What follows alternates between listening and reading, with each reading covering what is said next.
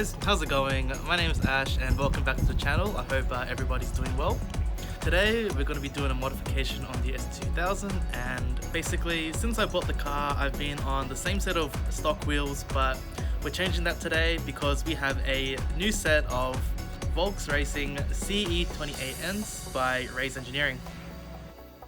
These CE28s are fully forged 17-inch one-piece wheels produced in Japan by Race and specifically belong to their VOLK's line of wheels.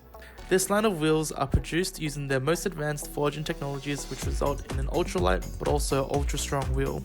I've gone from 16 by 6.5 inches in the front and 16 by 7.5 inches in the rear to 17 by 9 inches all around, while having the total weight of wheels and tires being lighter than before, which is very impressive but also very important for performance. I won't keep you guys waiting for too long. I'm going to go ahead and throw the wheels on the car. While I'm doing that though, I'll have a voiceover for this video and we are going to just go briefly over why we want to go for a bigger wheel. Although bigger and wider wheels gives you mad JDM street cred, I want to talk about two benefits that increase performance. Firstly, a wider wheel allows for a wider tire to be mounted, which in turn has an increased contact surface between the wheel and the ground. This increases the grip of the car, allowing it to efficiently accelerate and also brake.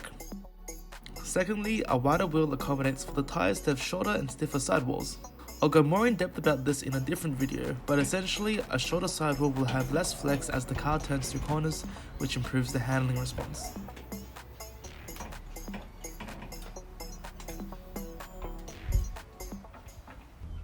One tip for when you're taking your wheels on and off your car: once you've gone ahead and loosened your lug nuts, you want to take all of them out except for one of them. The reason being, just in case when you go ahead and raise the car, you don't want your wheels to fall off, so you keep one lug nut in.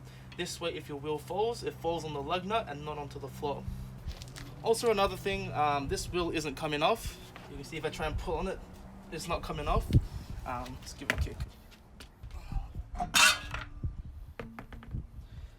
Just before I keep going, I wanted to show these lug nuts that I have. These ones are from a brand called Kicks Racing, something like that. To be honest, I don't really know anything about lug nuts, but something really cool about these lug nuts though is that most of these lug nuts have this pattern, which is pretty standard for a lug nut. It fits your socket and you just go ahead and torque this into your wheel. They also give one of this type for each of your wheels. Now you can see that the nut is rounded. On the end of this lug nut there's a different pattern.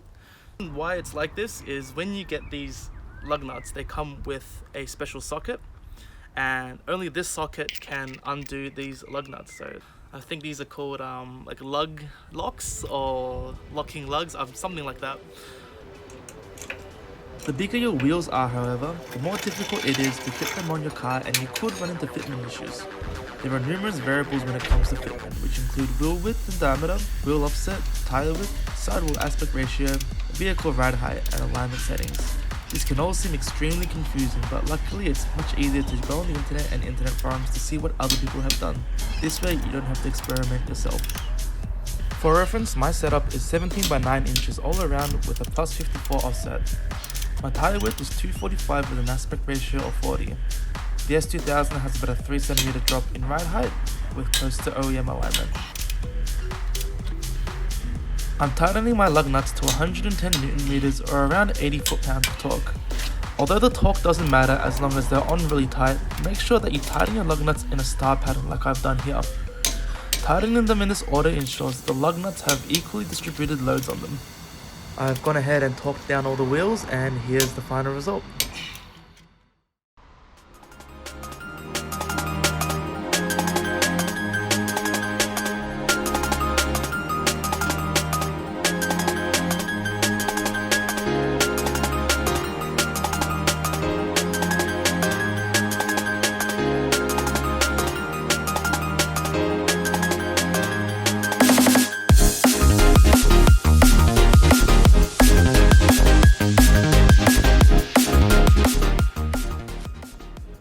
That's it for the video today, guys. Thank you so much for tuning in. I hope this video was interesting and maybe you even learned something from it. I've been driving the car for actually a couple of days now, and the car does feel a lot better.